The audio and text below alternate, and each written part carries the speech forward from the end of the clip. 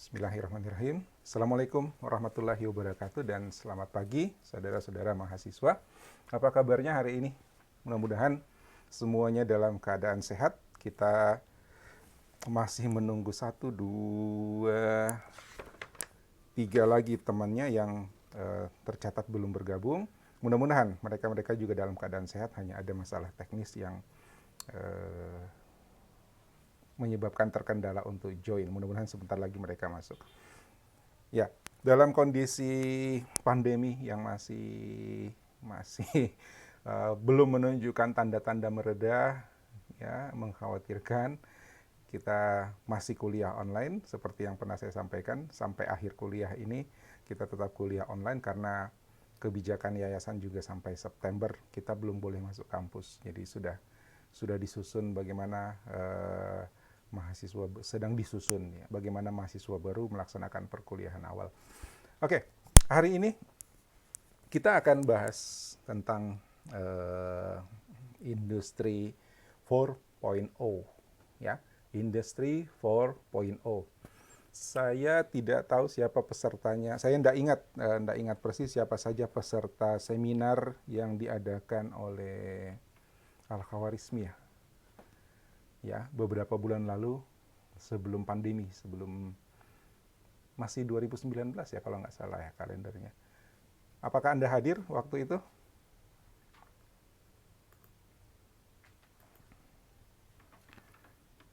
Ada yang hadir di sini?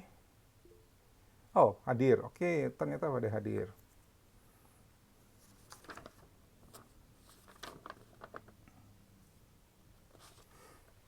Iya. Nah, materinya kurang lebih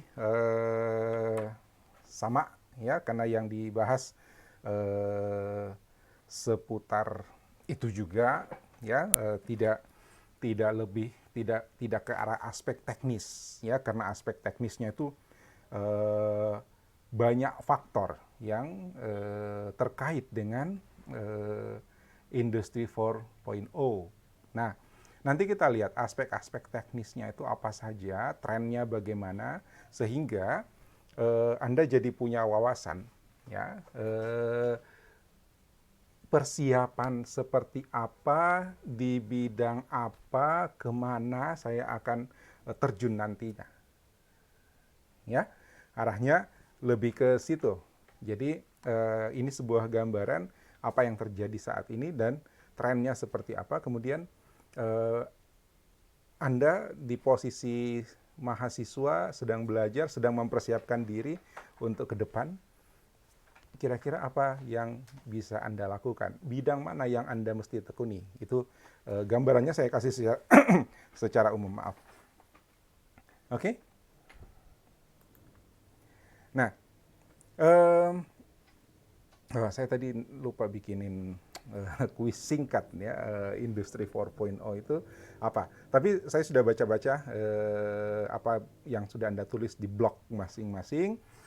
Walaupun isinya masih pengertian dari sumber lain, ya, saya nggak melihat Anda butuh banyak latihan menulis, ya. Yang Anda tulis itu menyalin sebenarnya. Kalau nggak dibilang copy and paste, itu menyalin, ya. Jadi dari satu sumber, kemudian itu dirubah kalimatnya seolah-olah itu kalimat Anda. Tapi itu menurut saya itu bukan kalimat Anda, ya, itu disalin saja, disadur, ya.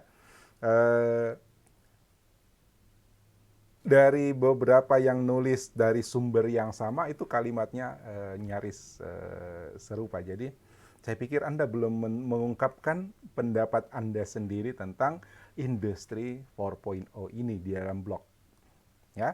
Jadi masih relatif bukan pandangan Anda, ya. Padahal yang saya mau sebenarnya itu blog-blog punya Anda. Orang akan baca Anda, orang akan tahu bagaimana pemikiran Anda. Tapi kalau isinya hanya menyalin dari sumber-sumber, ya, orang tidak bisa menilai pemikiran Anda sendiri. Oke, apa itu industri 4.0?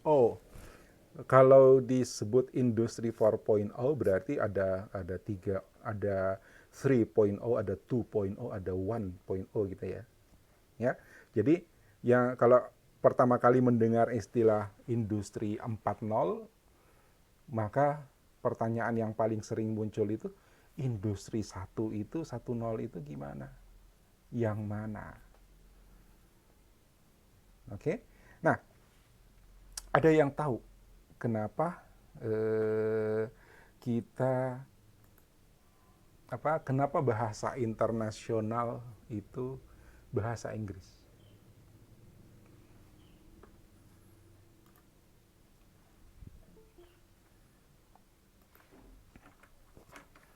Ada yang tahu kenapa bahasa internasional itu bahasa Inggris?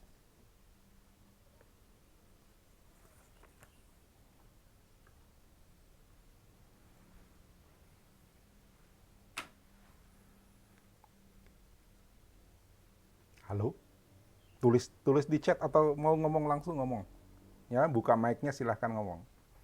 Yang penting jangan bersamaan.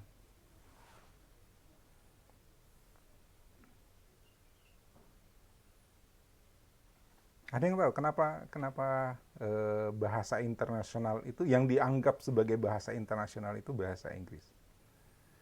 Karena mudah untuk semua negara, karena penemuan mulai dari Inggris.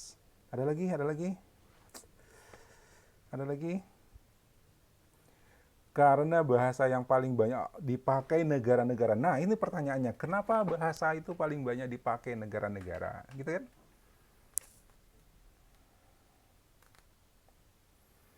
Lebih mudah dipelajari, ya relatif sih lebih mudah dipelajari hanya karena kita sudah pernah mempelajarinya.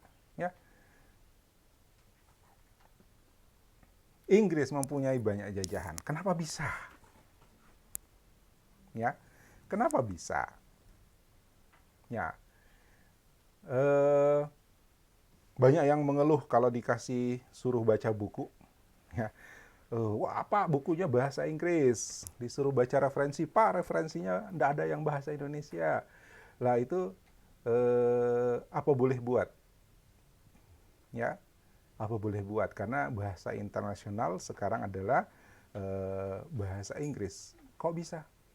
Ya, itu salahnya si James Watt karena dia orang Inggris. Tahu James Watt? Tahu James Watt? Namanya saya tulis di chat. James Watt. Ya, Cynthia mengatakan penemu mesin uap disambung Fakita. Ya, penemu mesin uap. Betul.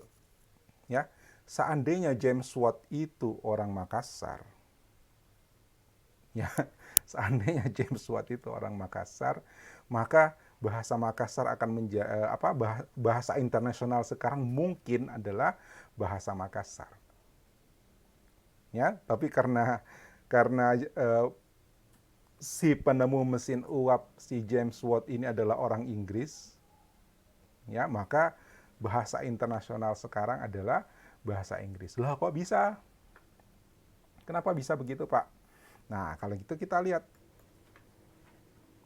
ya. Eh, Sejarah revolusi industri ya. Jadi dulu sih tidak disebut sebagai industri 1.0 ya, industri 1.0 enggak disebut begitu.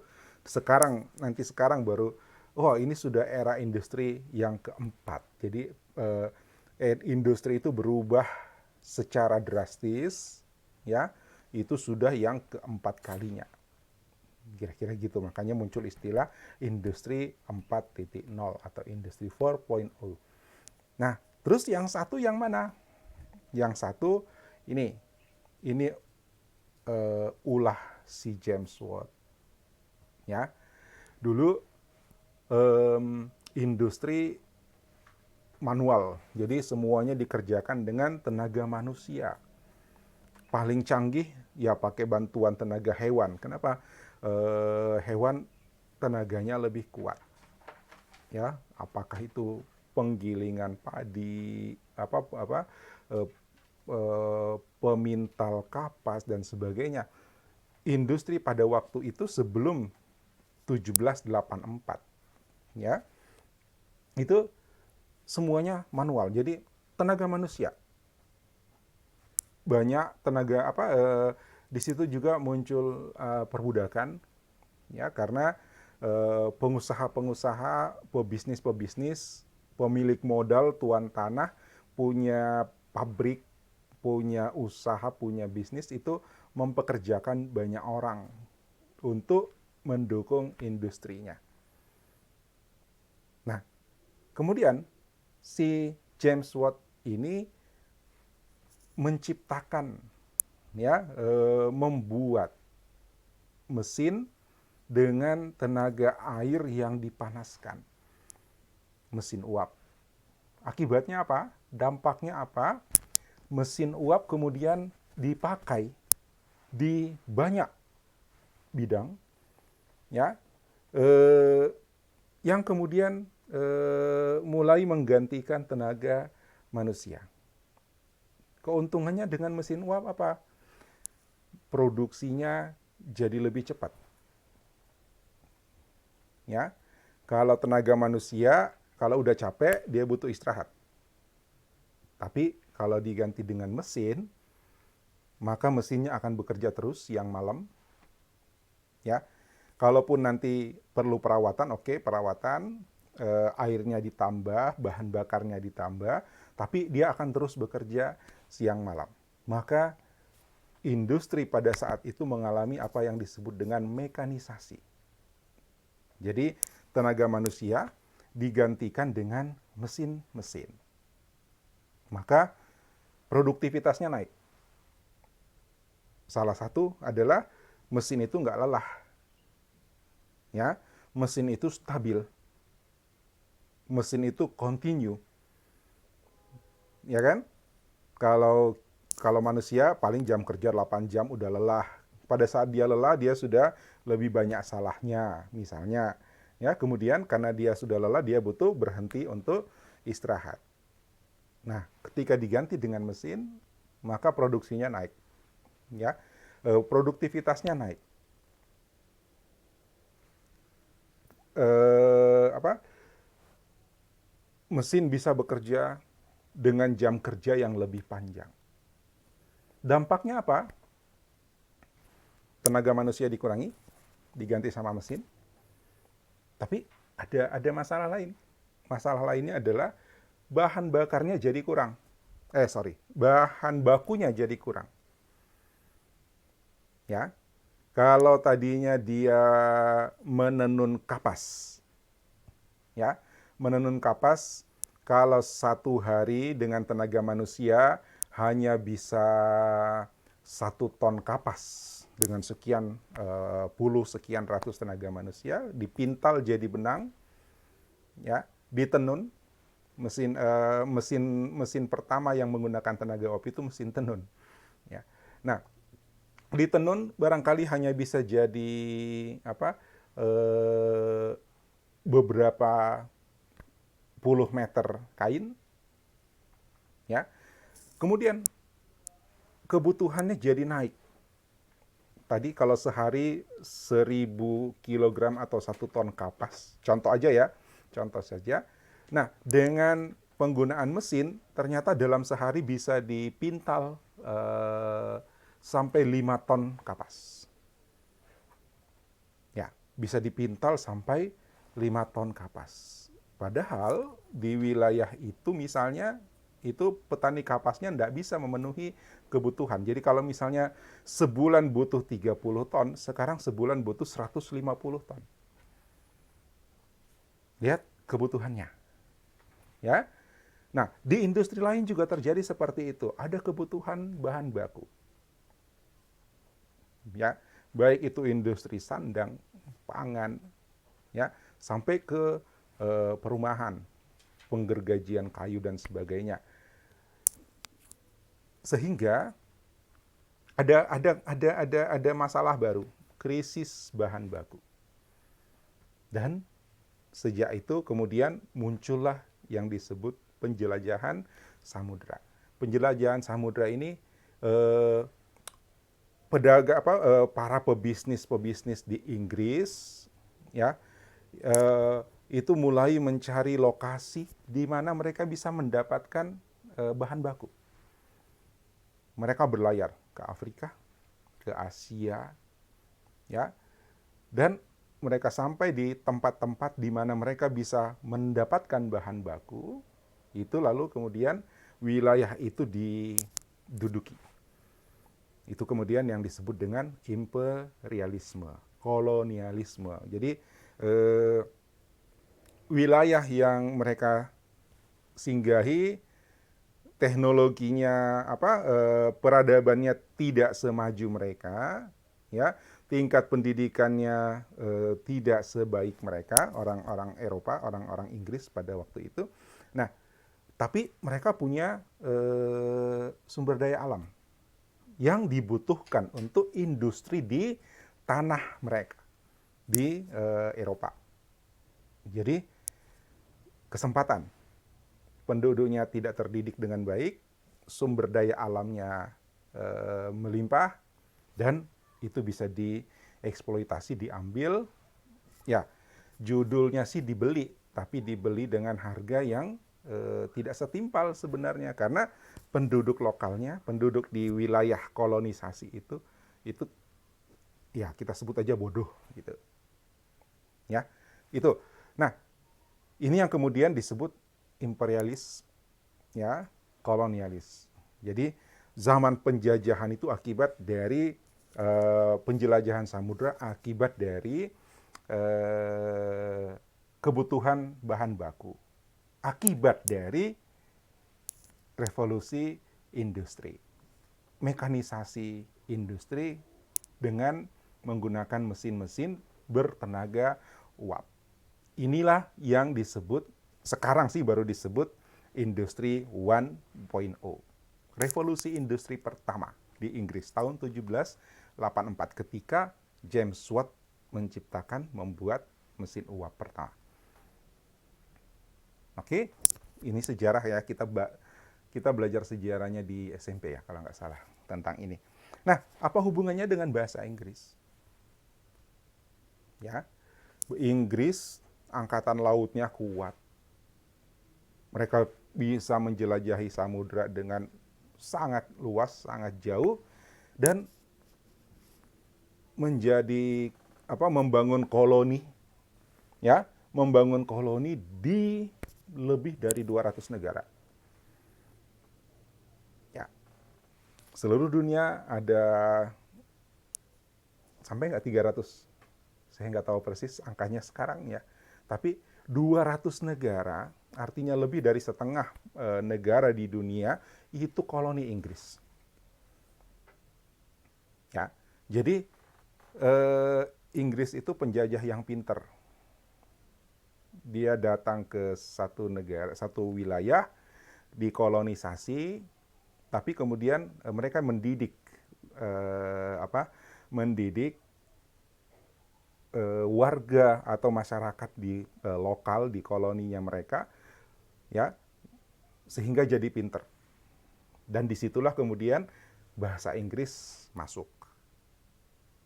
Ya,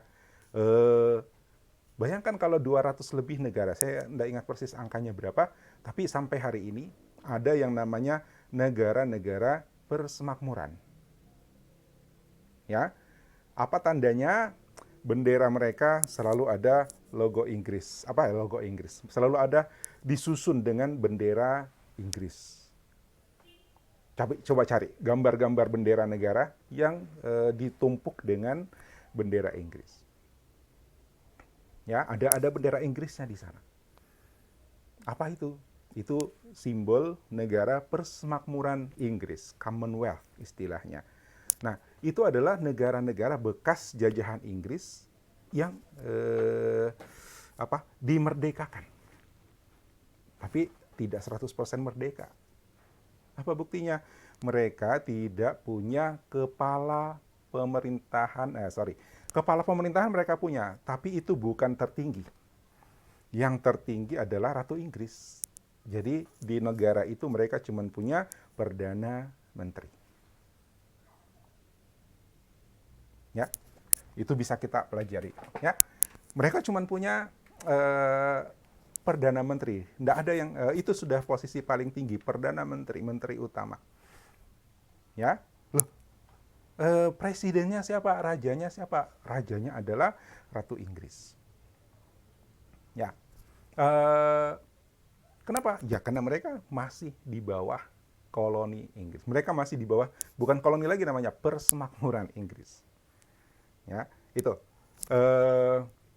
Kalau Anda lihat apa ya? Kapal perang. Ya. Kapal perang kalau Indonesia itu kapal perangnya dikasih label KRI gitu, Kapal Republik Indonesia. Ya kan? KRI Ki Hajar Dewantara, KRI Yosudarso gitu ya. Nah, KRI Dewa Ruci, KRI apa yang baru penggantinya Dewa Ruci gitu. KRI Kapal Republik Indonesia. Tapi Australia ya, Amerika itu kapal perangnya itu USS bla bla bla gitu kan, United States Ships ya, kapalnya United States, USS apa ya, USS Nimitz, USS Ronald Reagan, USS ya Eisenhower gitu, itu kapal-kapal induk. Nah, Australia label di kapalnya itu HMAS. Apa tuh HMAS? Ada yang tahu HMAS? Her Majesty Australian Ships. Lihat, Her Majesty Australian Ship. Kenapa? Kenapa tidak dibilang Australian Ship saja? Ya, jadi Her Majesty Australian Ship. Kapalnya Australia punya yang mulia Ratu Inggris. Jadi Her Majesty itu adalah merujuk pada Ratu Inggris. Yang mulia Ratu Inggris. Gitu. Her Majesty. Nanti kalau misalnya apa Elizabeth diganti sama anaknya laki-laki ya atau cucunya, berarti kan tetap nggak berubah tuh His Majesty. Kenapa her? Karena sekarang masih ratu.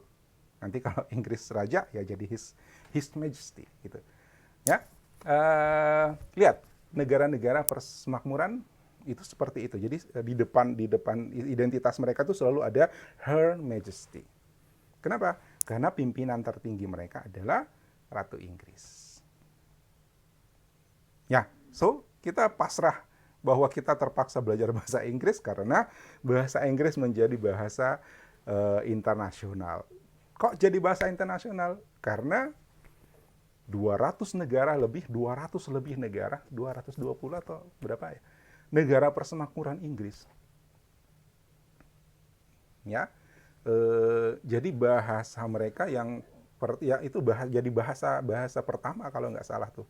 Ya, mereka harus bisa bahasa Inggris baru kemudian bahasa ibu, bahasa lokal. Oke? Itu dampak dari First Industrial Revolution. Ya, revolusi industri yang pertama sekali. Nah, kemudian berkembang. Ya, electricity itu kemudian diciptakan ya, zamannya Tesla, zamannya siapa?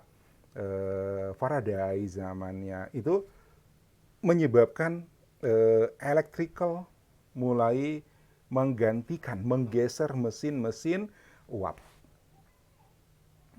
Nah, kemudian muncullah yang disebut dengan Second Industrial Revolution. Kalau istilah sekarangnya Industri 2.0. Apa itu? Electrical. Jadi kalau zaman industri 1, revolusi industri pertama, itu dewanya adalah mesin uap. Nah, di revolusi industri yang kedua, dewanya adalah elektronik. Jadi sudah pakai mesin-mesin listrik, sudah pakai alat-alat listrik.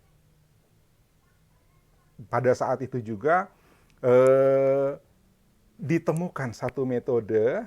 Kalau tadinya proses produksi itu eh, saya mengerjakan satu produk itu dari awal sampai jadi produknya itu sendiri. Jadi seberapa cepat produksi itu tergantung kecepatan dari saya menyelesaikannya.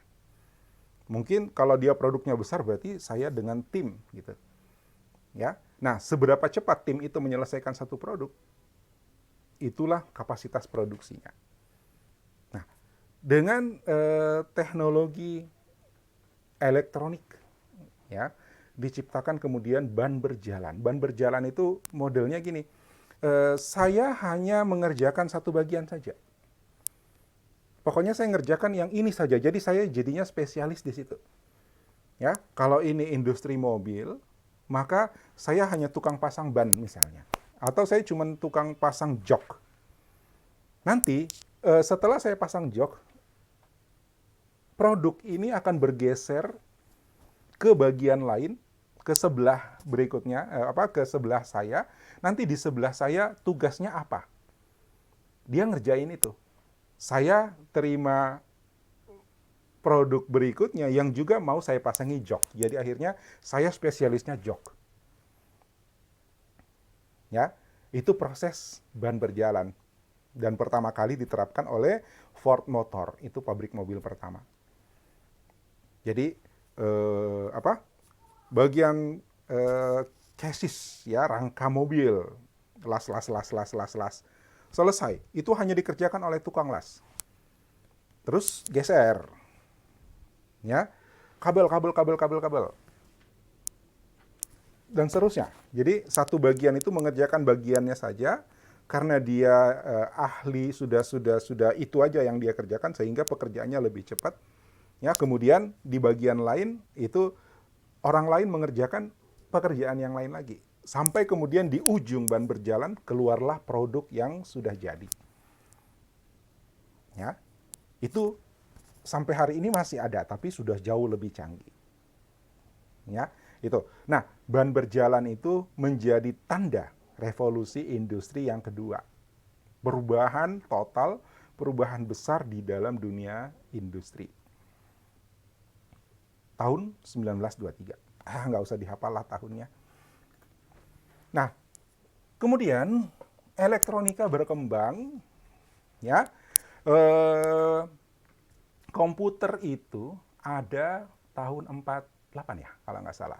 Ya, tahun 45 transistor diciptakan. Tahun 45, mulai dari situlah revolusi komputer sudah. Kalau kita cerita ENIAC kan lebih tua dari itu, tapi masih belum pakai transistor kan. Nah, kemudian tahun 69 ya, teknologi elektronika itu sudah mengenal mikroprosesor, ya, sudah bisa diprogram. Jadi elektronika bukan lagi sekedar on atau off, ya.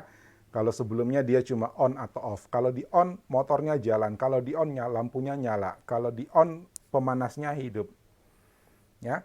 Kalau sudah panas di off gitu kan, itu dulu.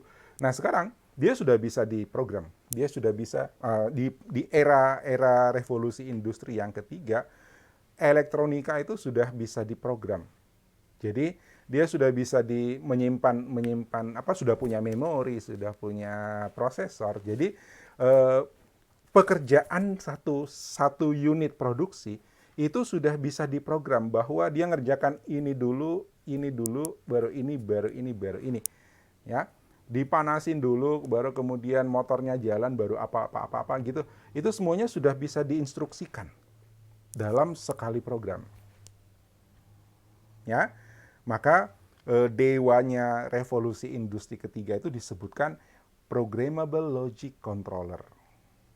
Ya, komputer sudah kenal komputer. Ya, 69 itu orang sudah zaman satelit. Ya, telekomunikasi sudah advance, sudah termasuk advance pada masa itu. Nah, Dengan alat atau perangkat yang bisa diprogram, maka mesin-mesin industri itu sudah bisa apa ya? Belum juga autonomous. Autonomous itu artinya dia memutuskan sendiri kerjanya, bukan. Tapi dia sudah bisa ditinggal gitu. Jadi tinggal dikontrol saja, hanya dikontrol saja. Untuk pekerjaannya dia sudah jalan otomatis, otomatis, otomatis. Jadi eh, revolusi industri yang ketiga itu adalah otomatisasi, ya, otomatisasi. Kalau yang kedua masih apa, ban berjalan itu masih dikontrol gesernya gitu kan. Nah sekarang sudah otomatisasi. Oke, itu. Nah sekarang adalah revolusi industri 4.0, ya. Itu datanya katanya dimulai 2014. Di sini komputasi sudah, wah, itu kan komputer udah canggih dari zaman tahun 90-an, ya. Kalau sebelum 90 itu komputer sudah bisa banyak, tapi eh, mulai dari era Pentium, ya, Pentium 1, Pentium 2, Pentium 3, Pentium Pro dan sampai hari ini, ya, itu komputasi sudah canggih banget, ya. Sudah apa? Mulai dari proses pemilihan bahan baku, proses pembuatan produk, quality control, itu sudah bisa dikontrol semuanya menggunakan komputer. Tapi yang paling utama di 2014 itu adalah connectivity. Ya, di mana eh, industrinya dikatakan gini, industrinya di Kima, ya, Kima Makassar, eh, kantornya di Baja ATK misalnya. Jadi pengawas itu bisa memantau industri di Kima. Ketika ada yang harus diatur, mereka cukup mengaturnya dari Baja ATK. Ya, ketika ada yang harus dihentikan, mereka menghentikannya dari Baja ATK. Ketika ada yang harus dijalankan, mereka jalankannya dari Baja ATK. Industrinya jalan. Nah, jadi eh, kenapa 2014? Karena di situ komunikasi, ya, komunikasi komunikasi data itu mencapai level yang sangat sangat sangat advance, ya. Kita bisa membuat otomatisasi dari jauh. Kita minggu lalu cerita tentang Internet of Things. Nah, Internet of Things itu adalah jantung dari revolusi industri 4.0, 4.0. Ya. Jadi otomatisasinya udah lama. Tapi mesin-mesin virtual, mesin-mesin autonomous, kemudian kontrol jarak jauh itu jadi fokus, ya, jadi apa? Eh, ya tadi saya istilahkan dewanya, ya, dewanya industri 4.0.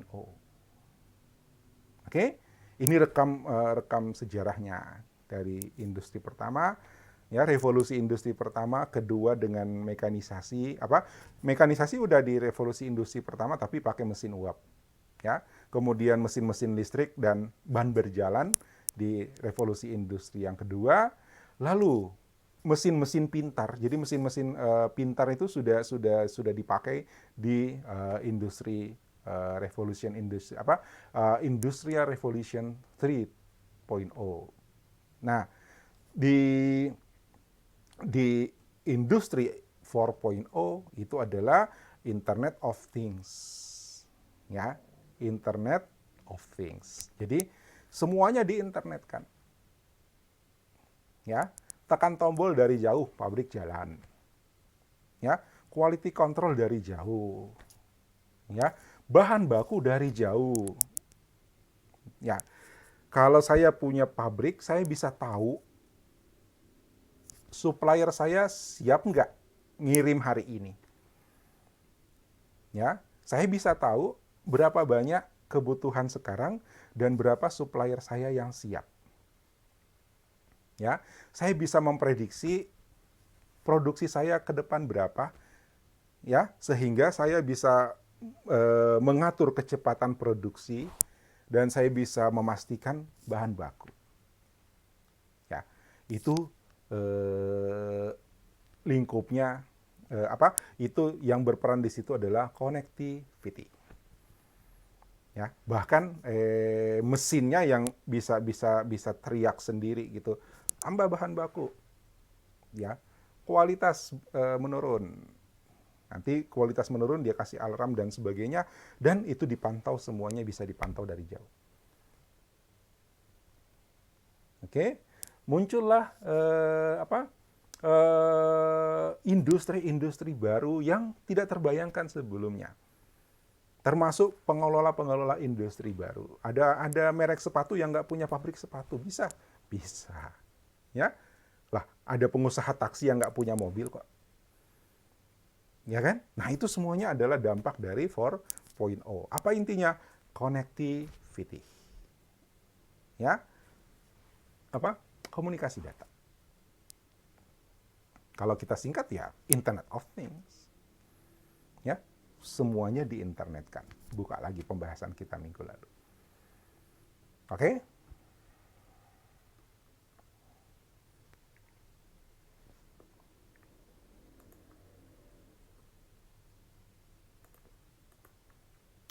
Nah, ini sedikit perbandingan ya antara ada tamu. Oh, Helen masuk lagi. Ya, ini sedikit perbandingan antara traditional manufacture sama industry 4.0 manufacture. Ya, yang pertama dari sisi proses. Kalau manufaktur tradisional rigid and manual, artinya apa? Ketika dia berproses, pokoknya prosesnya harus itu. Ya, kalau kita mau bikin produk baru, itu butuh waktu lama untuk kemudian membuat sistem yang baru untuk melayani produk baru. Kemudian semuanya manual.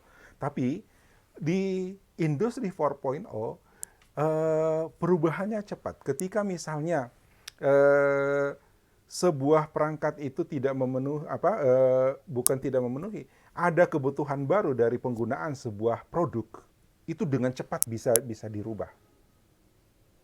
Ya, bagaimana bisa dirubah? Ini saya ambil contoh, misalnya gini,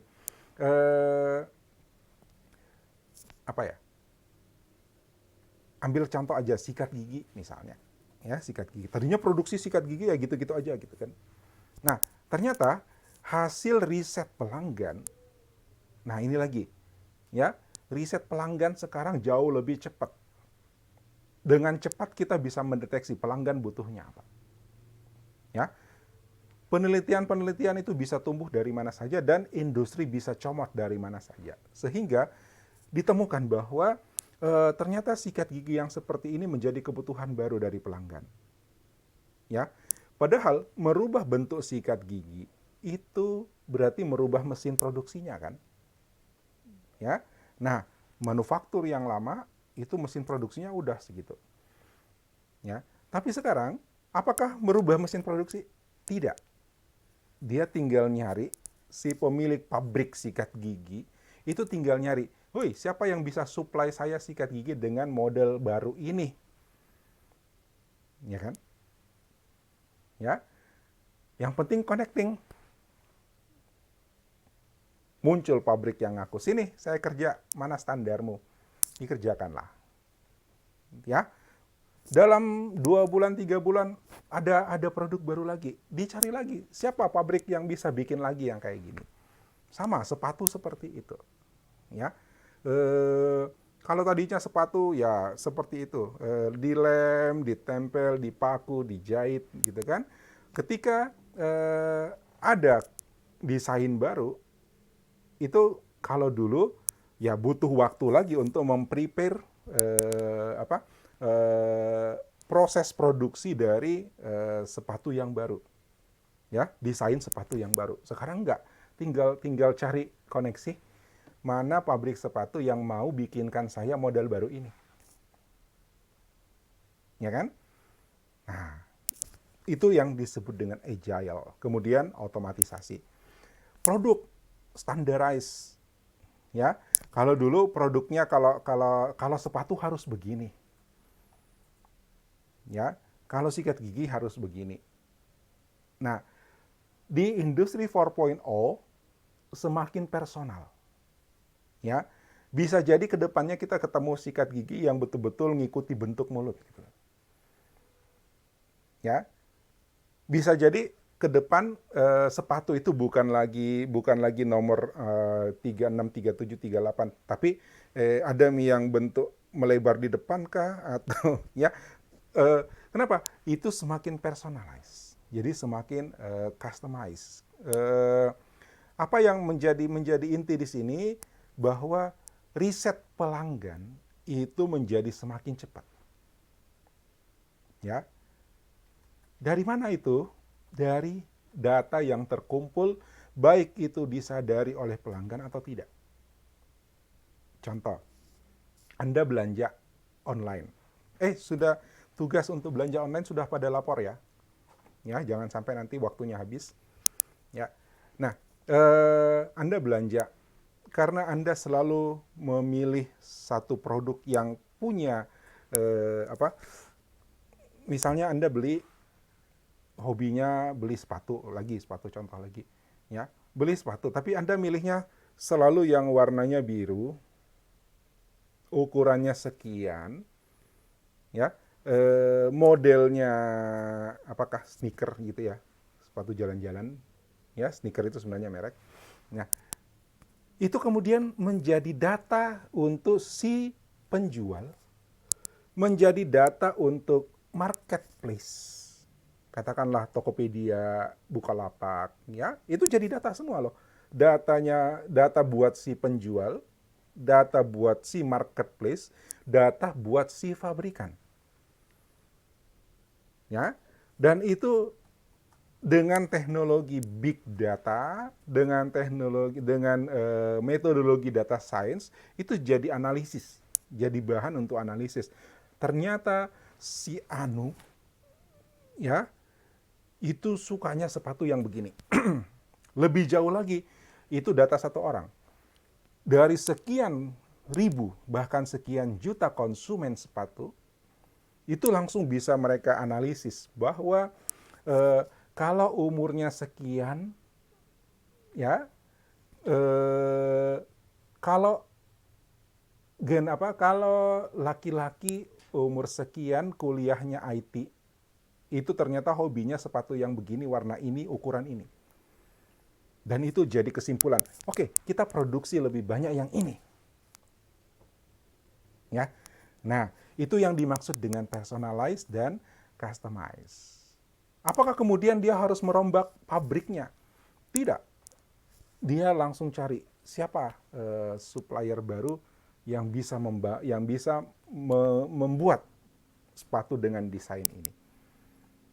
Ya, itu bisa terjadi dengan begitu cepat. Oke, kalau di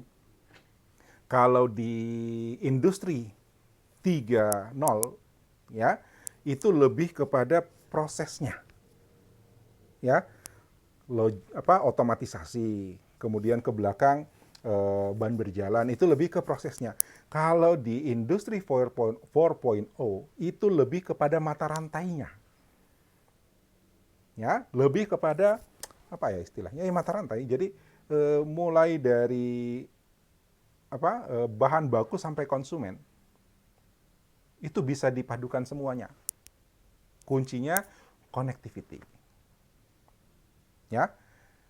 Big data. Saya sudah menyebut IoT, connectivity, big data. Ini jadi jantung di industri 4.0. Ya. Nah, pabriknya gimana? Nggak lagi pabrik yang besar-besar, ya, yang semua ada di situ. Kalau pabriknya gede, semua ada di situ. Ketika akan melakukan perubahan berdasarkan kustomisasi dan personalisasi, nah itu repot merubah pabrik segitu besar. Sekarang tidak, ya pabriknya kita tinggal istilahnya outsource gitu ya. Jadi saya bisnis sepatu, lihat saya bukan pabrik sepatu, saya bisnis sepatu contoh ya. Saya tidak perlu bikin pabrik, saya tinggal cari pabrikan-pabrikan, pengrajin-pengrajin, yang penting standar saya ini. Ya, dari mana saya dapat standar ini? Dari data konsumen, dari data penjualan. Ya, kalau perlu sampai ke review konsumen. Kenapa?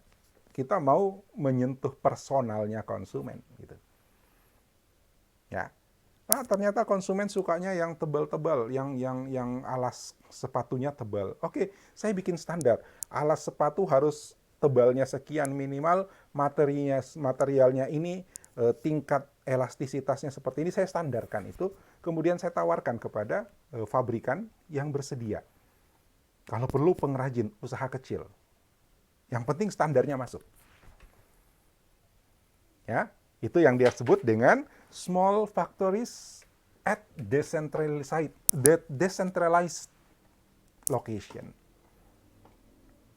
Ya, kalau Anda lihat pesawat Airbus A380, pesawat terbesar sekarang, isinya sampai 500-an penumpang kalau nggak salah.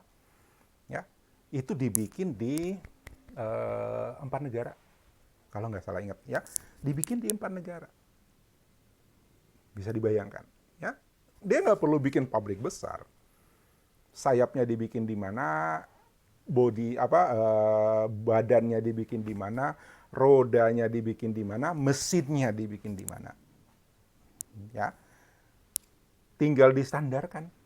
Nah, kunci keberapa nih? IoT, Big Data, standarisasi. Connectivity, standarisasi. Tinggal distandarkan. Ketika standarnya udah baku, maka siapapun yang mampu untuk memenuhi standar itu ya silahkan join. Dia menjadi satu pabrik baru lagi. Ya. Nah, ini kalau Anda punya bakat bisnis boleh nih. Ya kan? Coba bisnis sepatu tanpa sepatu. Misalnya tanpa pabrik sepatu. Ya. Ya, barang dagangan bukan cuma sepatu, banyak. Ya, mau kacamata, mau jam tangan, mau baju, mau apa saja. Ya, Anda jadi produsen baju tanpa pabrik baju. Boleh, bisa saja. Ya, ada yang bisa kok. Oke? Nah, supply chain, rantai supply. Kalau dulu pokoknya produksi sekian, maka kita harus stok sekian, ditimbun, ya, masuk gudang. Butuh gudang besar. Jadi gudang yang besar itu menjadi bagian dari pabrik yang besar. Sekarang nggak perlu. Tinggal hitung-hitungan, komputasi, analisis, big data, dia sudah bisa memprediksi. Oke, saya punya database supplier, ya. Dari mana saya bisa dapatkan benang, dari mana saya bisa dapatkan kulit untuk sepatu, dari mana saya bisa dapatkan karet untuk sepatu. Siapa produsen karetnya, siapa produsen benangnya, siapa, itu sudah ada semua. Dan berapa kapasitas produksinya masing-masing. Ketika saya ingin memproduksi ini, saya tinggal kontak. Ya, nggak perlu saya gudangin. Ya, sanggup supply, sini join. Kapasitas saya butuh sekian per hari, sanggup? Kalau sanggup, masuk. Kalau tidak sanggup, kita pecah. Kalau saya butuh 100, ya, kalau saya butuh bahan baku 100, siapa yang bisa 50-50? 20-20-20-20, 5 kali? Bisa kan? Nah, seperti itu industri sekarang. Ya, jadi akibatnya adalah monopoli akan turun. Ya, yang terjadi adalah mata rantai, supply chain. Ya, yang terjadi adalah kolaborasi. Oke? Itu dynamic and predictive. Kemudian traditional manufacturing, nilai suksesnya itu diukur kalau biaya produksinya rendah, ya, tapi efisiensinya tinggi. Ya. Nah, kalau di industri yang baru adalah berapa yang bisa didapatkan dari apa ya maksudnya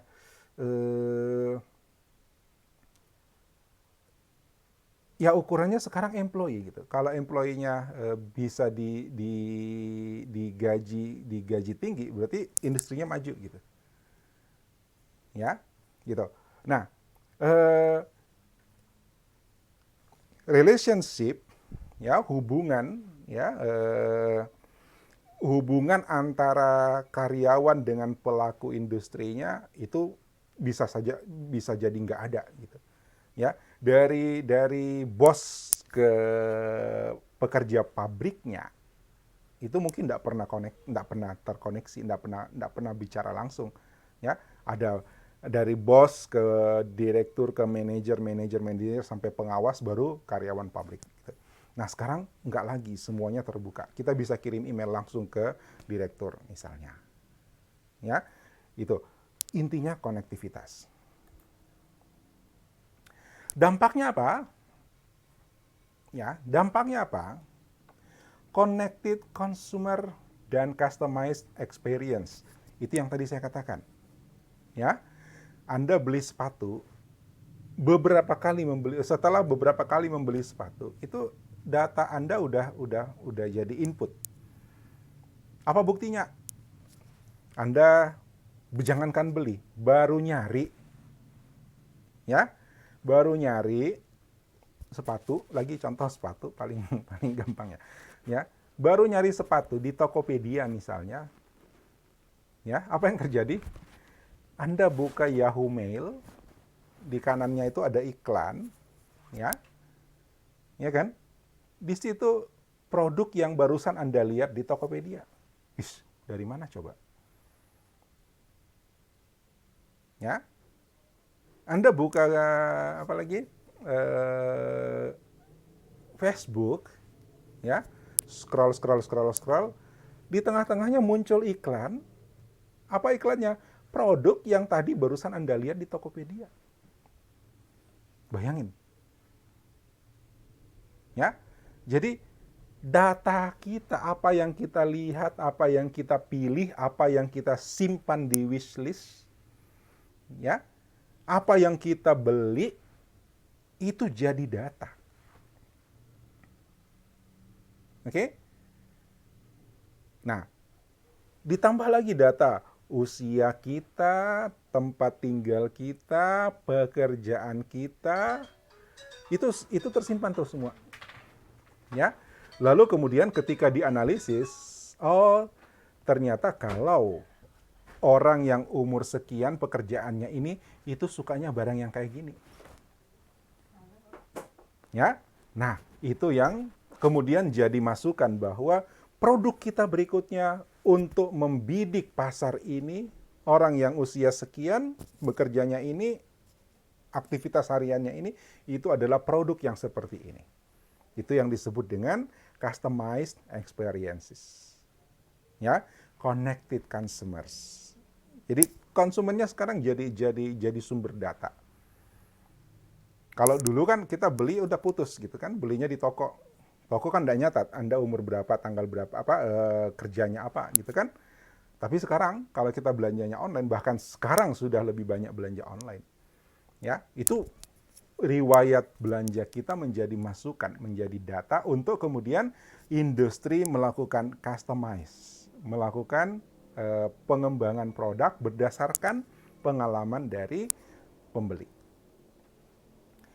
Yang kedua adalah empower employees. Jadi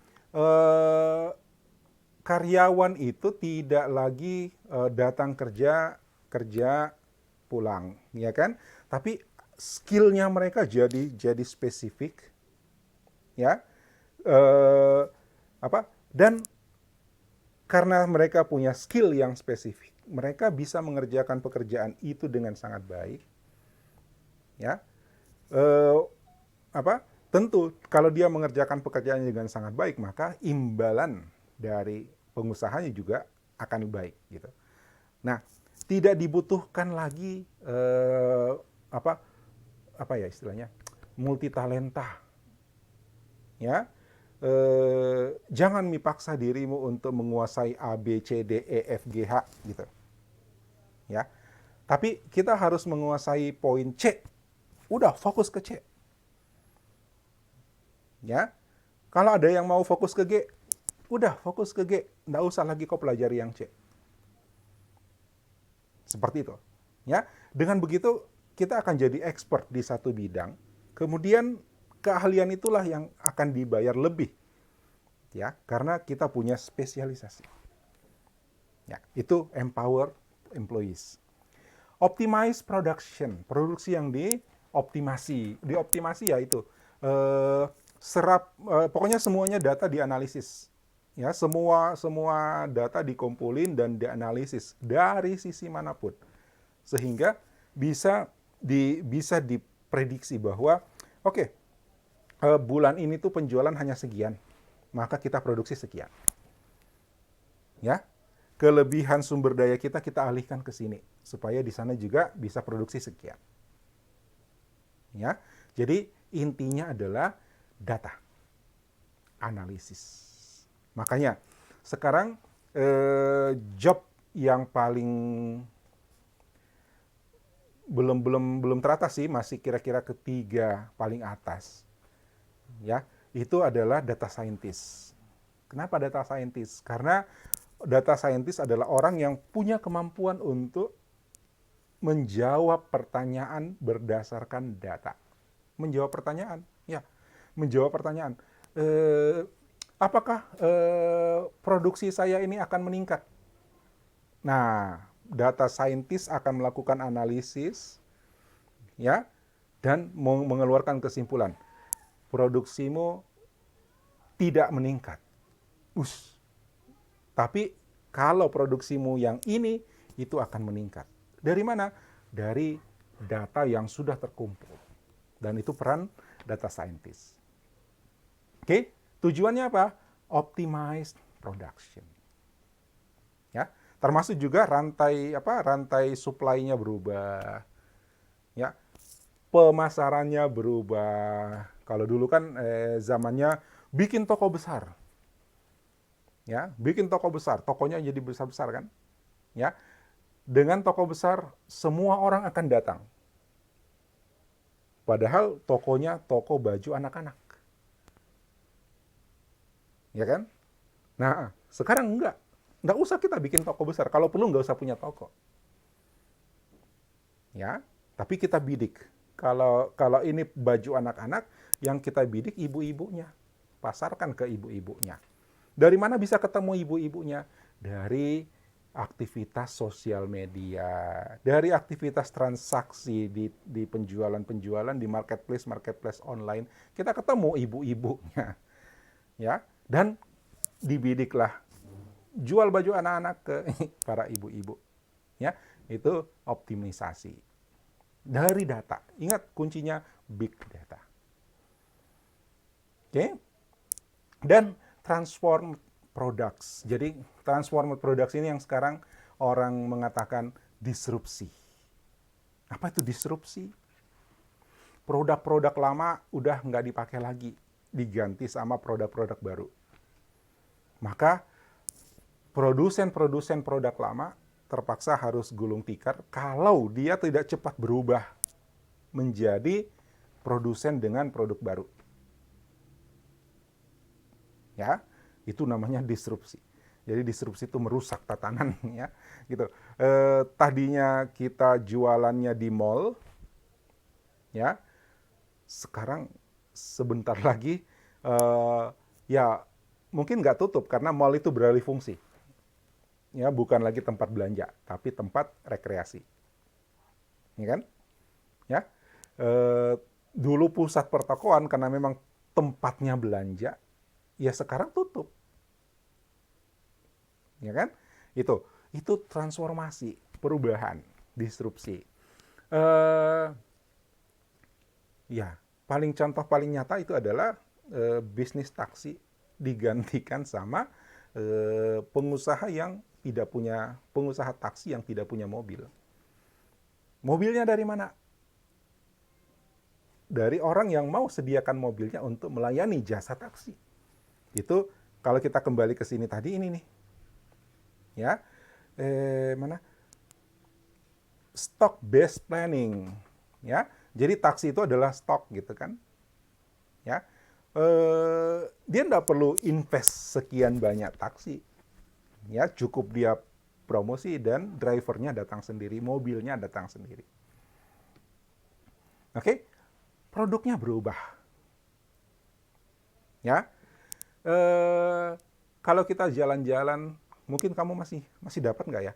Berapa tahun lalu kalau kita jalan-jalan di MTC, ya, atau jalan-jalan di apa lagi? Computer City, itu logo di atas di toko itu semuanya apa isinya? Nokia, Nokia, Nokia, Nokia, Nokia. Gitu kan? Ya, sempat BlackBerry, BlackBerry, BlackBerry gitu. Ya. Sekarang apa? Ya, berubah. Oppo, Oppo, Oppo, Vivo, Vivo, Vivo gitu ya. Nah, apa yang dilakukan oleh Nokia? Enggak, mereka tidak melakukan apa-apa. Ya, jadi kalau dia tidak melakukan apa-apa, itu pasti akan tergeser oleh mereka yang melakukan apa-apa. Ya, transformed, semuanya berubah. Jadi cara lama berproduksi, cara lama berdagang, produk lama itu sudah siap-siap. Kalau memang masih ada sekarang itu tinggal sisa-sisa. Ya, laptop. Laptop dulu kita kejar-kejaran sama hard disk besar, ya, DVD drive. Sekarang mana ada yang pakai DVD drive? Ya, kita beli laptop baru sekarang dipasangi SSD 250 GB itu udah lebih dari cukup. Kenapa? Ada cloud. Ya, itu produk berubah. Ya, tidak lama lagi mungkin kita tidak melihat lagi hard disk. Seperti sekarang kita tidak lagi melihat laptop dipasangi CD atau DVD drive. Nah, itu produk berubah. Ya, ya kalau teknologi sih ya oke, memang pesat ya. Tapi itu bukan hanya teknologi saja. Semua bidang industri, bahkan sekolah pun itu akan berubah gitu. Ya, kedepannya kampus tidak lagi mahasiswa datang di kampus, tapi kampus sekarang mahasiswanya bisa belajar di mana saja. Kita udah belajar itu di e-learning. Ya, itu transformed products. Ya, ya memang orang melihatnya disrupsi, merusak atau mematikan yang sudah ada. Tapi begitulah perubahan. Oke? Apa untungnya? Satu, optimisasi biaya. Ya, manpower berkurang, ya, tapi produktivitasnya naik. Kenapa? Skillnya spesifik. Karena skillnya spesifik, maka dia jadi ahli di situ, kualitas kerjanya lebih baik. Maka produktivitasnya juga baik. Tapi nggak banyak yang dibutuhkan. Ya, kenapa?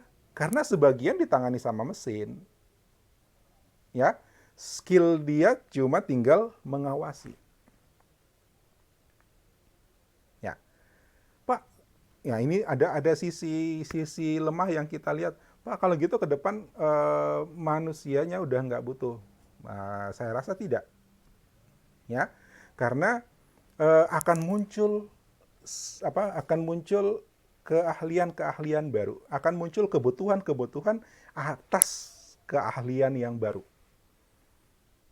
Ya, tahun 85 86 saya pernah baca majalah, ya, yang di situ ada ungkapan, ya saya ingat sekali kalimat itu, komputer, ungkapannya begini, komputer bisa menyelesaikan berbagai masalah, kecuali masalah pengangguran yang diciptakannya.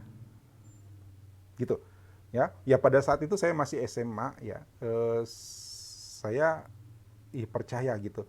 Iya ya, kalau komputer jadi banyak yang pakai komputer, berarti nanti manusianya akan berkurang. Ya. Nah, tapi setelah saya menekuni bidang komputer, ya, 87 ke belakang, itu kelihatan bahwa ternyata saya sekarang sudah bisa komputer pada waktu itu ya, dan saya punya keahlian baru. Iya, kalau kerja manual saya tersingkir, tapi karena saya sudah punya keahlian baru di bidang komputer, maka saya bisa bekerja dengan alat ini kok. Ya, gitu. Jadi akan muncul keahlian-keahlian baru. Ada yang bilang, Pak, itu pegawai jalan tol kasihan ya, itu mereka tidak kerja lagi gara-gara sekarang sudah mekanik, sudah pakai IoT, sudah otomatis. Ya, ya kita doakan saja mereka rezekinya baik. Tapi saya yakin itu mereka akan belajar ya untuk mendapatkan skill yang baru sehingga mereka akan dipakai di tempat yang lain. Ya, itu.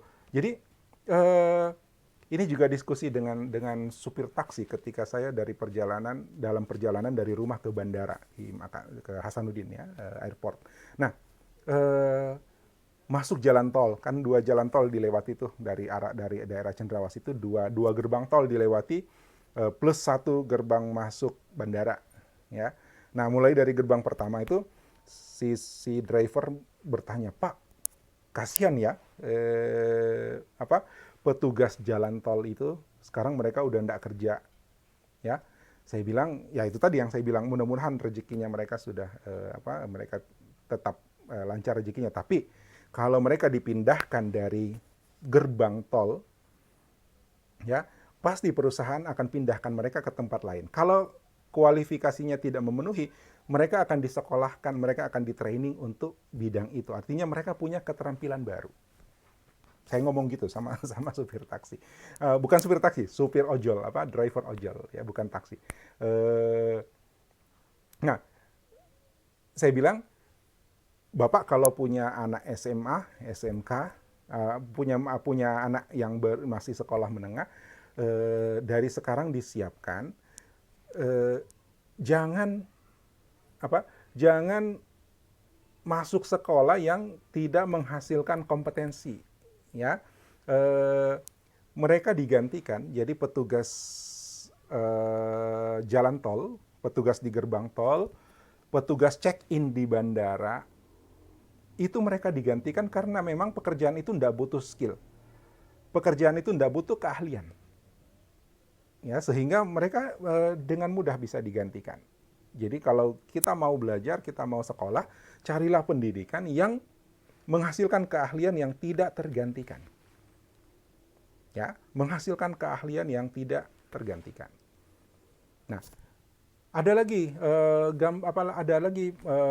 ungkapan bahwa nanti ada profesi-profesi yang tergantikan. Katakanlah notaris. Kenapa?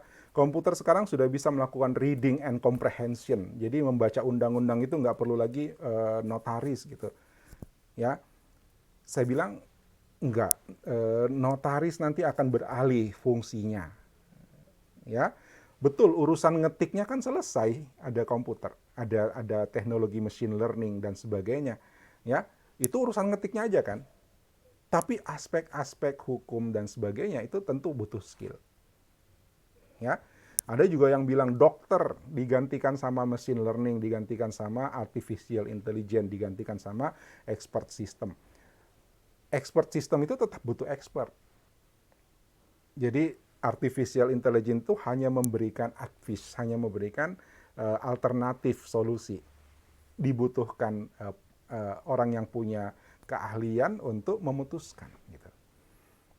Jadi kalau dibilang reduce manpower itu enggak.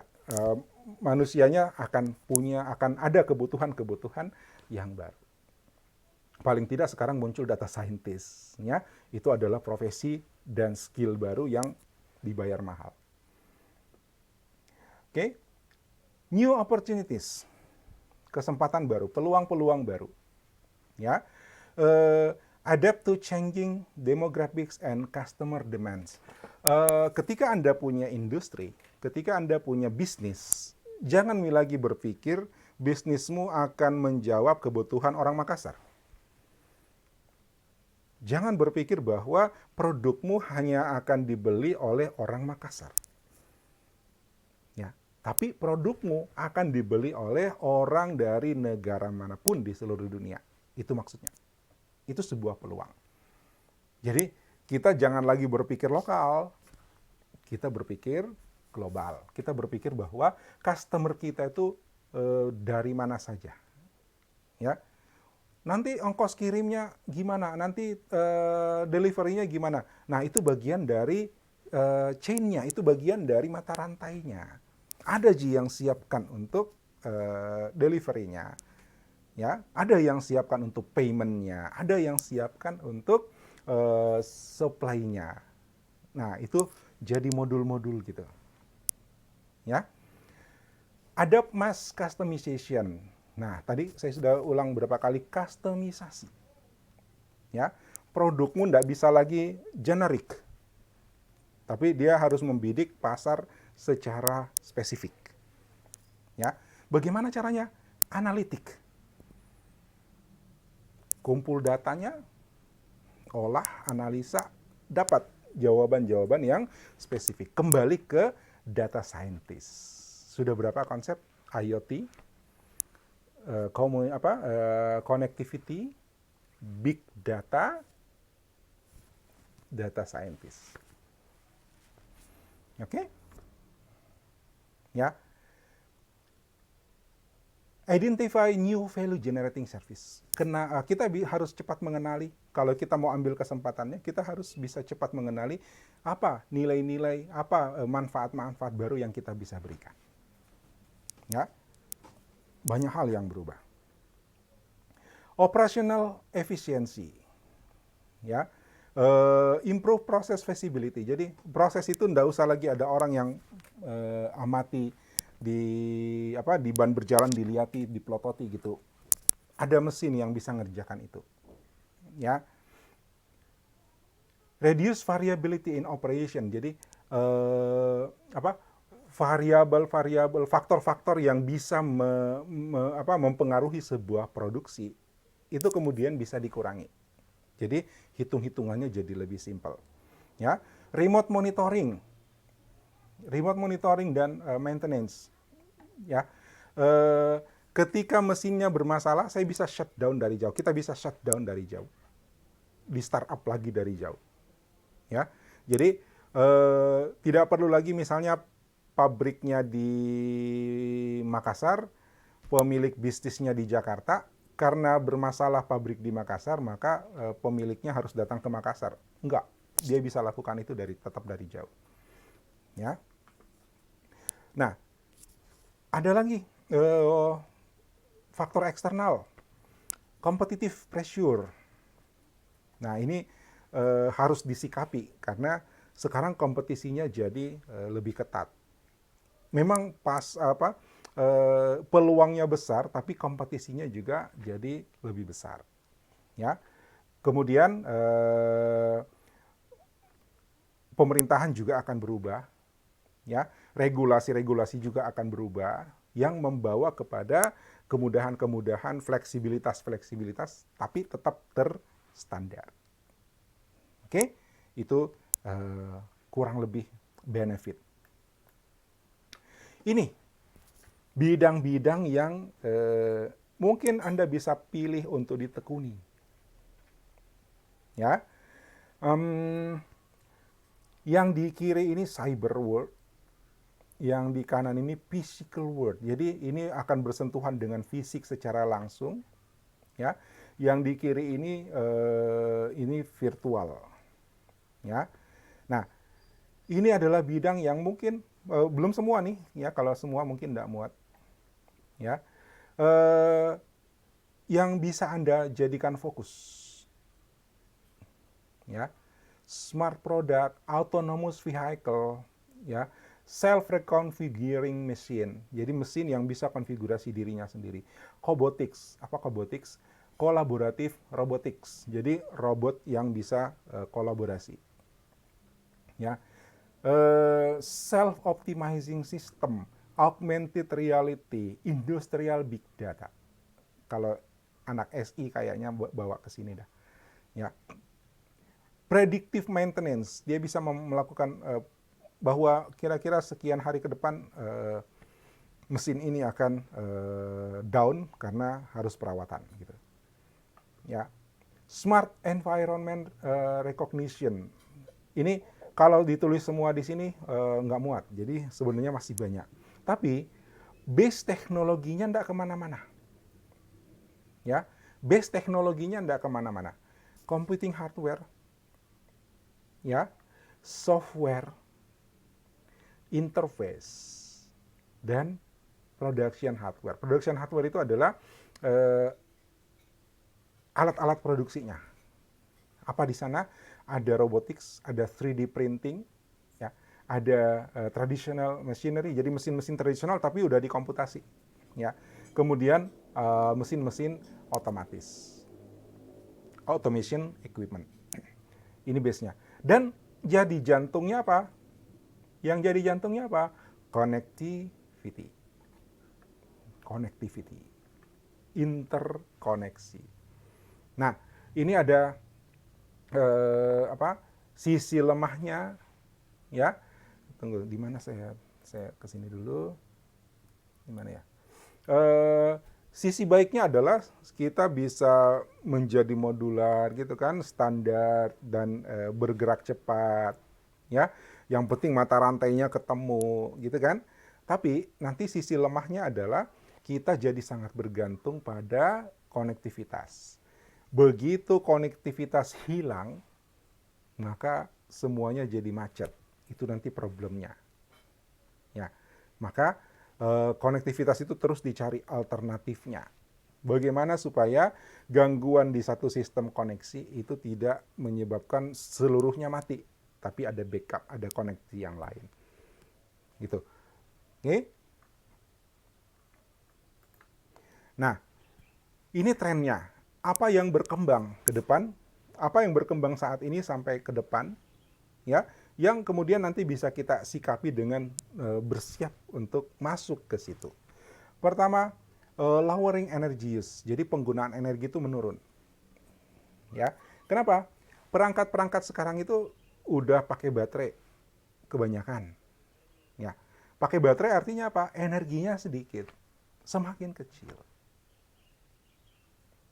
Ya, dampaknya apa? Ya, kita mungkin tidak butuh lagi bahan bakar fosil. Ya, sudah pakai listrik. Listrik kita bisa dapat dari baterai. Baterai ada industri apa? Ada lithium, ada nikel, ada macam-macam. Ya. Nah, itu peluang. Kemudian Internet of Things. Ini jadi jantungnya industri 4.0. Ya, kita udah bahas itu minggu lalu. New development in 3D printing. Printer 3D. Kalau dulu printer 3D bukan itu kira-kira sekitar kita bicara printer 3D itu sekitar 2008 ya, 2009 2010. Saya ingat bicara Karisma bicara printer 3D di TVRI itu sekitar 2011 kalau nggak salah. Nah, itu dulu ya bisanya cuman plastik, ya, material yang plastik. Sekarang material logam pun bisa dicetak 3 dimensi. Ya, jangankan material logam, bangunan itu dicetak 3 dimensi. Ya, gitu. Sehingga bisa dibayangkan begini, industri perumahan itu berubah. Berubahnya apa? Saya di Makassar tinggal cari tanah. Ya, cari tanah, saya tidak cari tukang. Saya cari siapa yang bisa bangunkan rumah. Nah, cari di internet. Nanti ada jasa 3D printing home. Ya, house, ya, home dengan house beda. Ya, 3D printing house. Terus bagaimana dia bisa datang ngeprint di tanah saya? Ya. Nah, dia punya supply, dia punya rantai, dia punya mata rantai.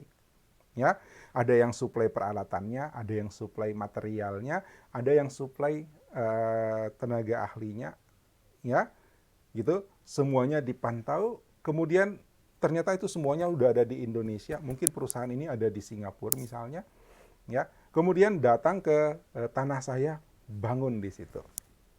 Bisa dibayangkan, ya. Sampai segitu. Cari di YouTube building 3D printing itu ada. Oke. Okay? Increase efficiency with 5G. Jadi semakin besar bandwidth-nya, semakin baik jaringan telekomunikasinya, maka semakin efisien prosesnya. Ya. Kemudian tools and connect employee to the process. Layanan-layanan pegawai sekarang itu semakin terbuka. Ya, kalau dulu karyawan hanya tahu pekerjaannya dia apa, ya dia nggak ada urusan dengan proses produksi. Sekarang karyawan bisa tahu, ya, dan karyawan menjadi bagian dari proses produksi, didukung oleh tools yang memadai. Ya, kita bisa tahu anggota tim kita itu kerja atau tidak. Anggota tim bisa tahu persis mana yang sudah dikerjakan, mana yang belum, dan mana yang jadi tugasnya. Ya, dan itu perangkat lunaknya udah banyak. Kalau pernah dikenalkan mungkin sama dosen lain, ada aplikasi namanya Trello. Ya, Trello itu productivity itu. Item pekerjaan di data, kemudian kita sebagai ketua tim misalnya itu tahu persis mana anggota tim kita yang sudah mengerjakan ini, mana anggota tim kita yang belum mengerjakannya. Ya, itu. Jadi konektivitas karyawan itu menjadi bagian dari proses. Penggunaan cloud teknologi untuk optimisasi produksi. Teknologi cloud. Mau bisnis cloud bisa. Transformasi produk desain. Nah, ini tadi kita udah bahas, ya. Desain produknya berubah. Kenapa? Customisasi.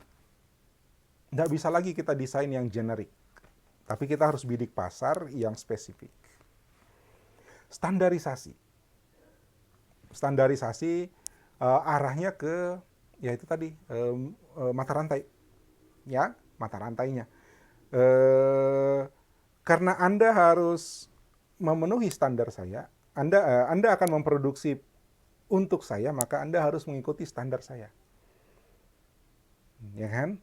Nah, misalnya gini, Anda punya kapasitas produksi, saya mengusahakan pasar, gitu ya.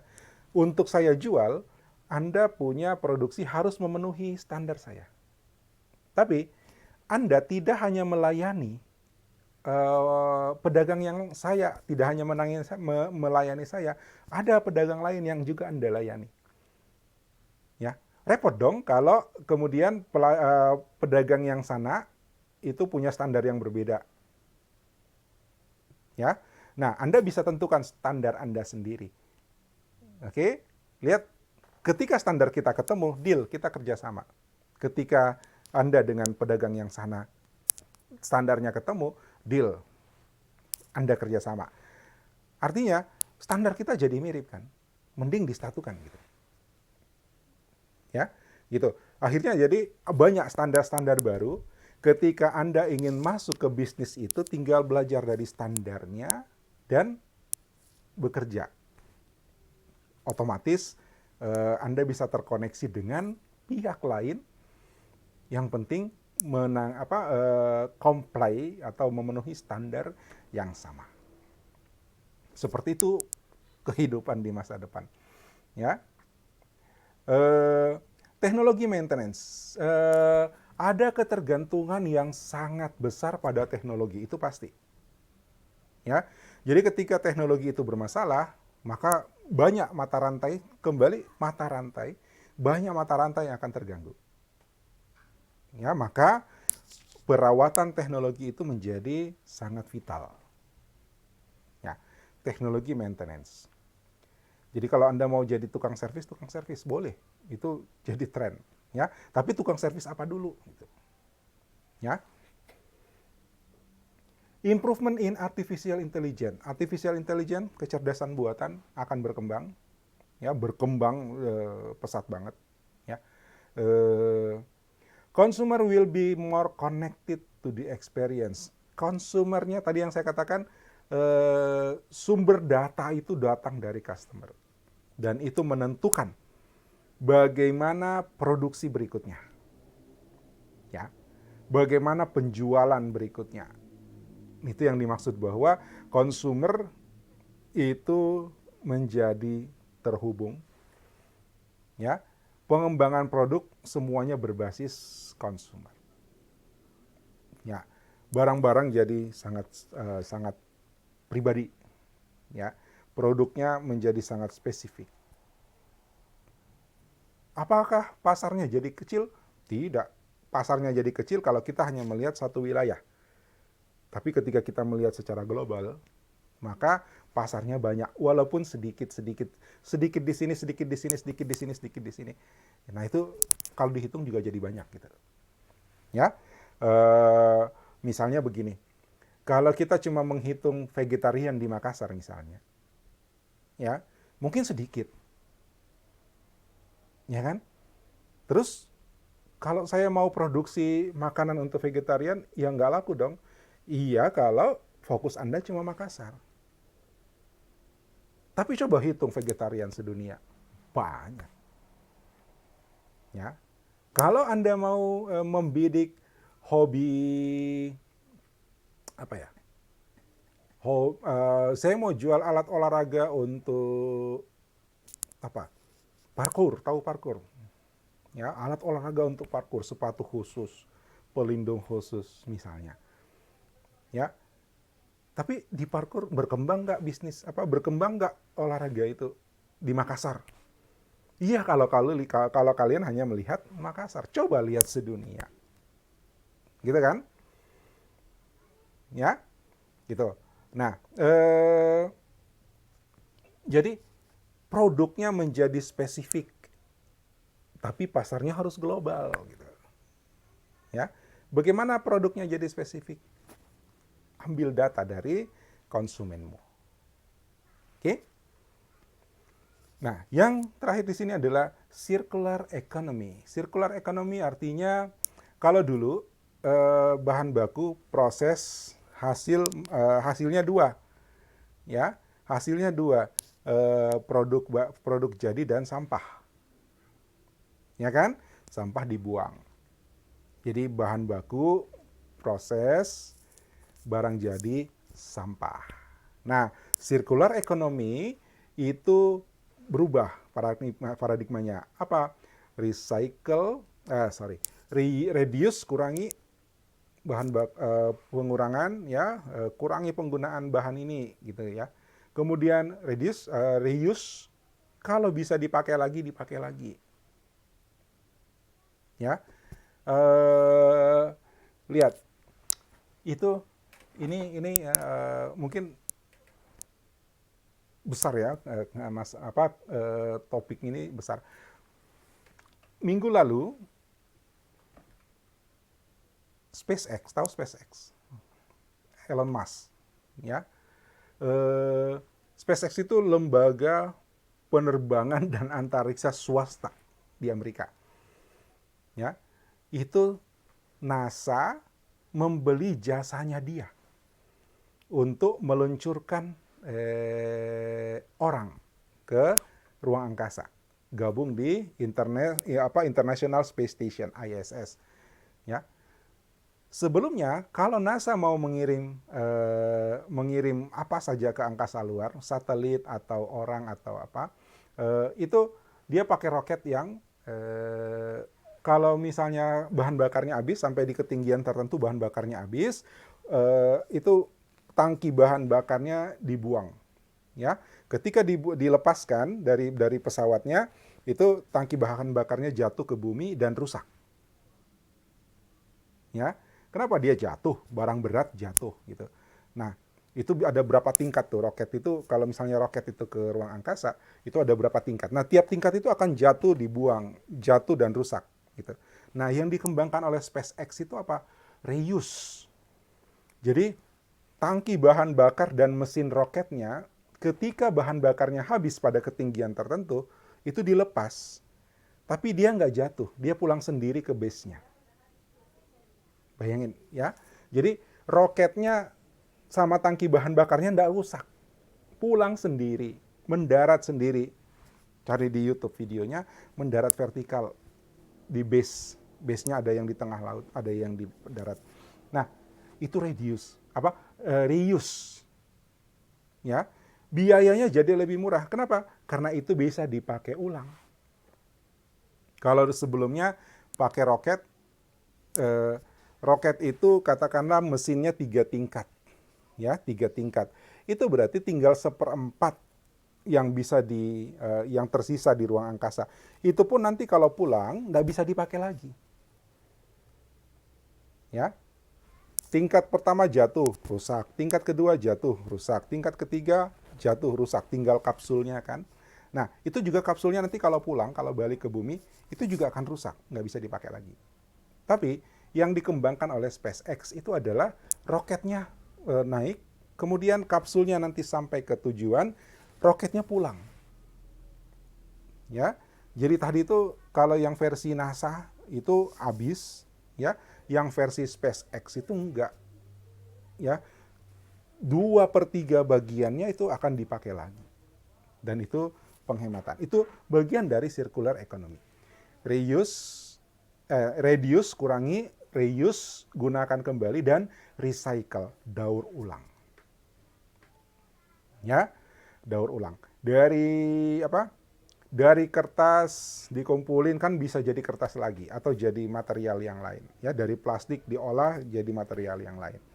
Ya, gitu. Nah, itu circular economy. Konsepnya ke depan itu adalah reuse, reduce, dan recycle. Oke? Kalau ada industri 4.0, maka kita juga harus siap. Ya, kita juga harus siap. Sama dengan yang saya diskusi dengan supir driver ojol yang saya ceritakan tadi. Ya, Pak, kalau Bapak punya anak yang masih sekolah, sekolahkan mereka untuk mendapatkan skill yang tidak tergantikan. Ya, jadi penjaga loket check-in, jadi penjaga loket apalagi tol, itu normal kalau diganti mesin. Kenapa? Nggak butuh keahlian itu. Ya, ya, lulus SMP yang penting bisa ngitung duit, bisa kan di situ. Ya, lulus SMA yang penting bisa ngetik angka, bisa kan tugas di loket check-in. Ya, ya kan? Nah, tapi banyak skill yang lain yang tidak bisa digantikan. Nah, untuk itu saya kasih gambaran. Ada namanya kompetensi 4.0. Jadi ini adalah kompetensi-kompetensi yang bakal banyak dibutuhkan di era industri 4.0. Apa itu? Virtual collaboration. Jadi kita harus mampu berkomunikasi, berkolaborasi secara virtual. Ya. Jadi dari sekarang kalian harus memperbaiki sikap virtual. Apa itu sikap virtual? Kalau saya bilang kirim di email, kirim di email. Kalau saya bilang masuk classroom, masuk classroom. Kalau saya bilang tanya di grup, tanya di grup. Itu kolaborasi virtual. Ya. Saya bilang update di classroom, nggak usah dikirim email. Kenapa masih banyak yang kirim email? Ya, itu berarti Anda masih perlu belajar untuk kolaborasi virtual. Ya, nanti kalau kita ketemu lagi di kuliah-kuliah semester depan, saya ajari Anda menulis di virtual. Jadi nggak pakai lagi MS Word di lokal, ya. kemudian Anda bisa menulis bareng bersamaan. Ya, mau saya coba di sini tapi agak terlambat barangkali. Ya, virtual collaboration. Kalau saya bilang Kalau saya bilang subjeknya harus ini, itu dong subjeknya. Kenapa? Itu konsensus kita. Ya, itu terjadi di bentuk virtual collaboration. Ketika Anda masuk ke satu sistem kolaborasi, Anda harus patuh pada konsensus di dalam kolaborasi itu. Gitu. Nah, saya melatih Anda untuk itu. Kenapa saya harus bikin subjeknya harus begini depannya? Ya, kenapa saya tidak melayani pertanyaan private? Pertanyaannya harus lewat grup atau pertanyaannya harus lewat classroom. Kenapa tugas diupload di classroom? Jangan dikirim email. Ya, logikanya kan kalau dikirim email juga saya baca kan?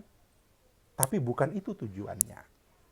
Tujuannya adalah mengasah kemampuan Anda untuk bisa melakukan virtual collaboration. Nah, di virtual collaboration itu ada konsensus-konsensus, ada tidak jadi aturan tapi kesepakatan. Tapi ketika Anda tidak menyepakati itu, atau Anda berubah atau berbeda dari yang sudah disepakati, Anda mungkin tidak akan banyak dilibatkan. Ya, jadi kalau dosennya bilang classroom, email, gitu. Itu bagian dari mengasah virtual collaboration.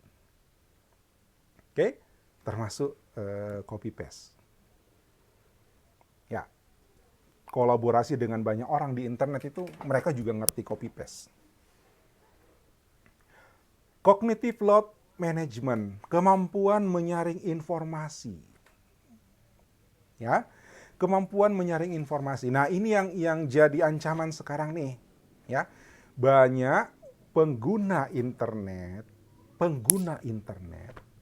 yang tidak punya kemampuan menyaring informasi. Ya, pokoknya baca, iya kalau dibaca, cuma lihat judul, tek langsung di-share. Benar atau salah gampang, tinggal minta maaf. Ya, nah itu enggak seperti itu. Ya, kita harus punya, karena kita orang IT, kita harus punya kemampuan untuk menyaring informasi. Bayangin, kita ada di badai informasi nih. Ya, kita ada di pusaran badai informasi, badainya kencang banget. Ya, kalau semua informasi itu kita serap, ya, apalagi kita serap kemudian tanpa pikir langsung kita share, kita sebarkan lagi, membuat badai informasinya tambah kencang. Kasihan mereka-mereka yang katakanlah sekolahnya tidak seperti kita, gitu. Ya, bukan mereka bodoh, gitu, tapi kebetulan mereka tidak punya pemahaman yang sama dengan kita. Lalu kita yang meracuni mereka, gitu. Ya, dengan share informasi-informasi yang validitasnya kita sendiri tidak mau ngecek, gitu. Oke? Nah, itu satu skill, itu satu kompetensi yang harus dimiliki. Kemampuan menyaring informasi. Ya. Computational thinking. Computational thinking itu berpikir komputasi. Artinya, ketika melihat satu masalah, kita langsung membayangkan modelnya. Contoh gini, kita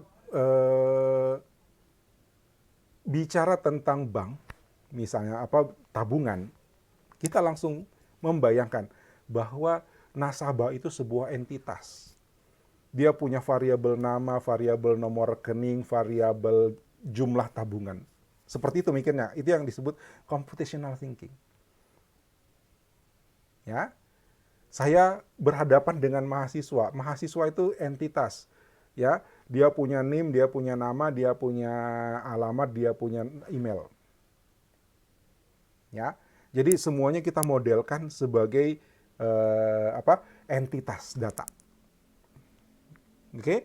Jadi kita memandang segala sesuatunya itu adalah entitas data. Anda bekerja sebagai, Anda berbisnis sepatu. Kembali ke contoh bisnis sepatu. Ya. Nah, produk Anda itu entitas data. Konsumen Anda adalah entitas data. Pasar itu entitas data. Jadi kita memandang semuanya sebagai sebuah model data. Itu berpikir komputasional. Ketika kita berpikir seperti itu, maka dengan mudah kita bisa membuat relasi antar entitas tadi. Kemudian kita bisa menganalisis keterkaitan-keterkaitannya. Ya, gitu. Lalu desain mindset. Kita harus bisa memikirkan ketika saya mengerjakan ini, apa yang harus saya buat, apa yang harus saya bangun supaya pekerjaan saya menjadi mencapai tujuan. Ya, kita dapat kerjaan, tabelnya angka-angka gitu. Terus kita berteriak, aduh Excel yang saya pakai out of date. Ya, versi Excel saya tua. So, apa yang kita tidak bisa kerjakan itu? Nah, kalau kita punya design mindset, maka yang kita pikirkan, oke, Excel saya nggak bisa, tapi saya bisa coding. Saya bisa bikin aplikasi kecil untuk mengolah data ini. Itu design mindset. Ya, ketika kita dapat satu pekerjaan, katakanlah tools kita hanya Excel, ya, kita langsung punya gambaran di Excel ini kerjaan saya jadikan seperti apa. Dan kita bangun tools kita sendiri untuk membantu pekerjaan kita. Itu design mindset. Jadi enggak ngeluh. Ya, enggak ngeluh, sistem saya enggak support, saya enggak punya tool, saya enggak punya ini. Kita yang mikirin. Apalagi toolsnya sudah banyak, ada cloud, ada software as a service. Kita mau pakai apa? Sudah tersedia. Jadi sebenarnya nggak ada alasan. Ya, sebenarnya nggak ada alasan. Oke? Kemudian social intelligence. Bagaimana kita bisa membuat orang menerima konsep kita?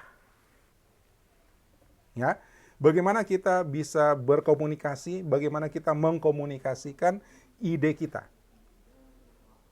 Ya, Anda pakai kurikulum 2018 itu berarti sudah bicara digital entrepreneurship. Nanti akan ada ilmu di seputar itu. Salah satunya ada yang disebut dengan pitching. Pitching itu bagaimana meyakinkan orang tentang bisnis yang kita punya, yang kita kembangkan dalam waktu yang singkat. Nah, itu adalah kompetensi dalam hal social intelligence. Bagaimana kita berinteraksi dan menyampaikan ide kita kepada orang lain dan bisa langsung direspon. Lalu adaptive thinking. Ya, adaptive thinking. Ketika kita melihat data, kita sudah bisa langsung mencoba menggali informasi dari situ. Jadi berdasarkan apa yang kita punya, kita bisa memutuskan kita mau bikin apa. Tapi based on data. Ya, ini adalah kompetensi-kompetensi yang harus dimiliki supaya kita bisa survive. Ya, kita bisa hidup di era industri 4.0. Berarti kita juga mesti punya kompetensi 4.0. Jadi kalau ada yang mengatakan bahwa industri 4.0 akan mengurangi peran manusia, kalau saya yakin tidak. Tapi dibutuhkan manusia dengan kompetensi baru. Ya, kompetensi 4.0 ini. Ya, dari yang ketiga dan keempat misalnya, computational thinking dan design mindset, ini akan memungkinkan untuk lahir produk-produk aplikasi baru yang nggak harus program, ya bisa saja metode, bisa saja sistem pelayanan, bisa saja termasuk program aplikasi. Kenapa? Karena orang yang berperan di situ berpikir komputasi dan punya design mindset. Jadi mereka bisa melihat, bisa memodelkan situasi dan merancang teknis ya merancang tools untuk mengerjakan pekerjaan yang menyelesaikan problem itu. Ya, itu tantangannya. Jadi ini kompetensi yang akan membuat kita survive di dalam era industri 4.0. Nggak digeser sama mesin. Ya, nggak digeser sama robot. Kalau tukang angkat ya digeser lah. Ya, tukang jaga pintu iya digeser lah. Tukang potong karcis digeser lah. Kenapa? Nggak butuh skill kan itu. Oke? Ya? Ya. Saya kira ini hanya sekedar untuk menambah wawasan ya, untuk mengetahui, jadi tujuannya mengetahui, syukur-syukur kalau menambah pemahaman ya. Intinya adalah Anda melihat industri 4.0 itu ke depan dan Anda menyiapkan diri dengan kompetensi 4.0 juga. Lalu Anda memilih akan menempatkan diri Anda di mana. Ya, di dalam era industri 4.0. Kebetulan field-nya banyak nih, ladangnya banyak nih. Ya, ladangnya banyak, jenis ladangnya, jenis kebunnya banyak. Kita mau fokus ke kebun yang mana nih, gitu. Ya, Anda sudah harus melihat dari sekarang. Oke? Adakah yang mau didiskusikan dulu? Silakan. Wow, mungkin sudah pada tidur nih.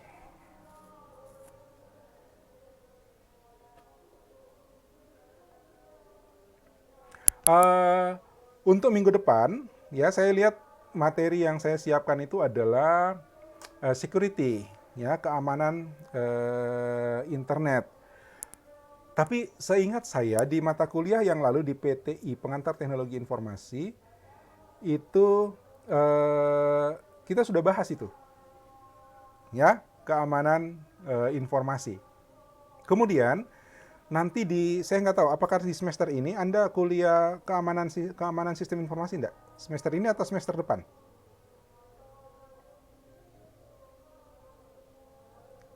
Halo?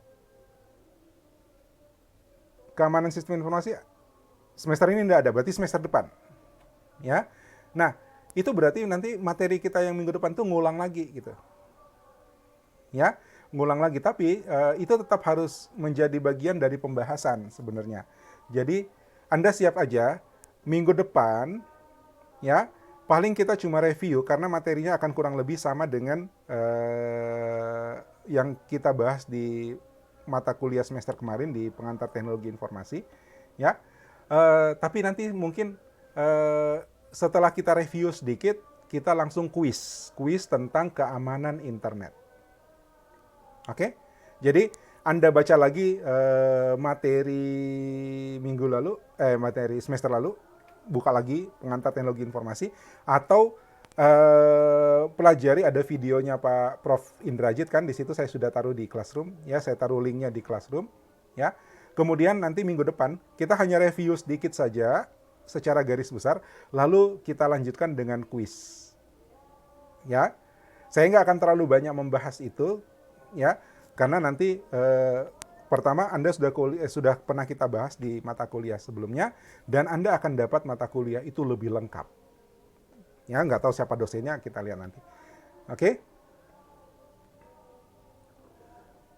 Internet security waktu di PTI kita bahas tentang keamanan kan? Kita sudah bahas itu. Konsepnya sama, konteksnya sama. Tetap tulis blog. Ya, jadi Anda tetap menulis blog. Dengan begitu kan Anda belajar. Ya. Dengan begitu Anda belajar. Oke? Ya. Saya ingat persis kalau itu sudah pernah kita bahas di PTI, ya. Jadi minggu depan saya cuma review sedikit, sisanya kuis. Oke? Kuisnya pakai quizzes, ya. Oke? Tetap tulis blog ya, tetap tulis blog. Ada pertanyaan lagi?